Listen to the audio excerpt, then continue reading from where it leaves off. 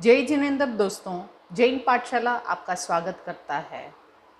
करुणामृत के महासागर, दीन वत्सल, हे दयालु नाथ, 20वीं शताब्दी के महान ज्योतिर्धर, योगीश्वर, मुनीश्वर, ध्यानेश्वर, परमात्मा महावीर के शासन में सुयोग एवं कठोर अनुशासक शांति सूरी जी एक अद्भुत व्यक्तित्व संपन्न, महामंडित, गुणवान और अलौकिक शक्तियों के धारक एक जैन साधु थे। योगी श्री जी अपनी योग शक्ति के द्वारा अनेकाविध विषयों और घटनाओं का प्रत्यक्ष अनुभव कर लेते थे, जिनका अनुभव साधारण लोगों के लिए संभव नहीं हो पाता था। शांति सूरी जी का जन्म माघ शुक्ला पंचमी विक्रम संवत 1945 मंगलवार मनादर गांव में हुआ। इनके पिताजी का नाम श्री भीम तोला जी अहिर और माता श्रीमती वसुदेवी अहिर था। इनका सांसारिक नाम सक्तो जी था।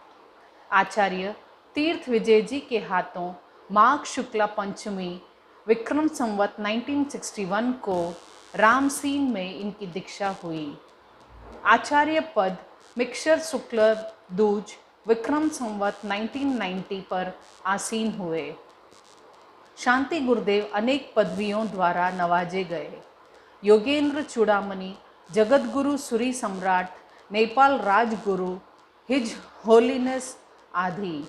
इनका निर्वाण आसोज कृष्ण दशम विक्रम संवत 2000 को हुआ।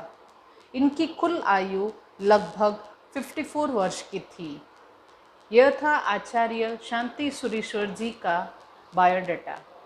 अब चलते हैं जो इन्होंने जन्म से निर्वाण तक क्या क्या इनके अनुभव थे, इन्होंने कैसे ध्यान किया। गुरुदेव सर्वधर्म के शास्त्रों में पारंगत थे। वे वैद्यक, ज्योतिषिक, व्यावहारिक, पारमार्थिक तथा आध्यात्मिक ज्ञान में निपुण थे। प्राणायाम से आपका वक्षस्थल विशाल व सुदृढ़ था। आपके देह मक्खन से भी ज़्यादा कोमल थी और उसमें से गुलाब के फूल की चंदन मिश्रित सुगंध निकलती थी। आपकी हथेली गुलाबी, जिसकी उंगलियां लंबी, आगे से नुकीली एवं सुंदर। ध्यान के कारण आपके गेहुए वर्ण के ललाट पर श्वेत रंग की छोटी आकृति समय समय पर बना करती थी। उन्होंने सब सिद्धियां प्राप्त की। वाक सिद्धि के कारण जिसको जो बात कह देते वह सिद्ध हो जाती थी। दृष्टि सिद्धि भी थी, इसलिए वे मिलान कर नहीं देखते थे। गुरुदेव शांति सूरीश्वर जी उन महापुरुषों की श्रेणी में आते हैं जो न केवल शिष्य परंपरा से ही मुक्त रहे, बल्कि उन्होंने कभी अपने नाम पर कोई पंथ, गच और संप्रदाय नहीं चलाया। सभी के लिए उनका समान प्रेम था। दूसरों को कभी धर्म परिवर्तन के लिए नहीं कहा। योगीराज बिना पत्र खोले ही जान लेते थे कि पत्र में क्या लिखा है और पत्र का जवाब लिखवा देते थे। योगीराज जिस भक्त को आशीर्वाद लिखवाते उसको असाध्य बीमारी में भी आराम हो जाता। योगीराज में अदृश्य होने और भिन्न भिन्न रूप धारण करने की क्षमता थी। उनके पास पवन गुटिका थी। कई बार आप दो देह में अलग अलग जगह विद्यमान हो जाते थे। गुरुदेव आने वाली घटनाओं का पूर्वाभास कर देते थे। गुरुदेव की सानिध्य में हिंसक पशु, सर्प तथा बिच्छू का भी किसी को भय नहीं रहता था, क्योंकि उन जीवों में भी प्रेम का अनुभव होता था। गुरुदेव के चमत्कारी अनुभवों का लाभ कई लोगों को मिला। रात दिन घोर तपस्या करके बीजाक्षरों को सिद्ध किया व मुख्य रूप से ओम ह्रीम अरहम नमः का ध्यान किया। गुरुदेव ने वर्षों तक नीरस आहार करके मौन रखकर अनेक असाध्य सिद्धियां प्राप्त की। वे सरस्वती के पुत्र भी कहलाते थे। केवल ज्ञान प्राप्ति। गुरुदेव ने विक्रम संवत 1985 का चातुर्मास आरना जो माउंट आबू जाते 3 मील पहले में सड़क के किनारे स्थित उपाश्रय में व्यतीत किया। ऐसा अनुमान है कि अश्विन शुक्ला पखवाड़े में आपको पूर्ण ज्ञान की प्राप्ति हुई और इस अवसर पर देवों ने वहाँ उत्सव भी मनाया था। उन्होंने कुल 39 चातुर्मास किए। गुरुदेव ने अंतिम 3 वर्ष अचलगढ़ पर ही बिताए।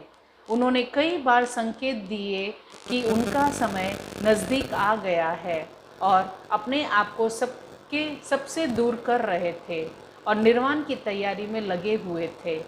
अंतिम श्वास के कुछ समय पहले आपने भगवान महावीर और इंद्र का वार्तालाप बताया, जिसमें भगवान महावीर ने कहा कि हे इंद्र, अपने आयुष्य को एक पल भी नहीं बढ़ाया जा सकता। अंतिम संस्कार यात्रा अचलगढ़ से निकलकर आबू शहर होते हुए मांडोली पहुंची। वहां दादा गुरुदेव की छतरी के पास ही उनका देह संस्कार किया गया। वसंत पंचमी का महत्व। आज के दिन शांति गुरुदेव का जन्म हुआ, इसलिए हजारों लोग अपनी भक्ति एवं श्रद्धा से उस दिन शक्ति अनुसार तपस्या करके उस दिन ओम ह्रीम अर्हम नमः की 20 माला फिरते हैं। एवं उस शहर में अगर शांति गुरुदेव का मंदिर हो तो दर्शन करते हैं, और जो शक्ति अनुसार मांडोली तक जा सकते हैं तो वे मांडोली भी अवश्य जाकर अपनी भक्ति एवं श्रद्धा से सिर टेकते हैं। तो लाखों लोग मांडोली भी दर्शन करने वसंत पंचमी के दिन जाते हैं एवं वहाँ बहुत बड़ा मेला लगता है।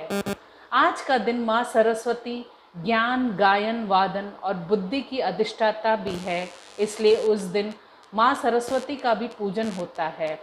इस दिन छात्रों को पुस्तक और गुरु के साथ पूजा भी करनी चाहिए।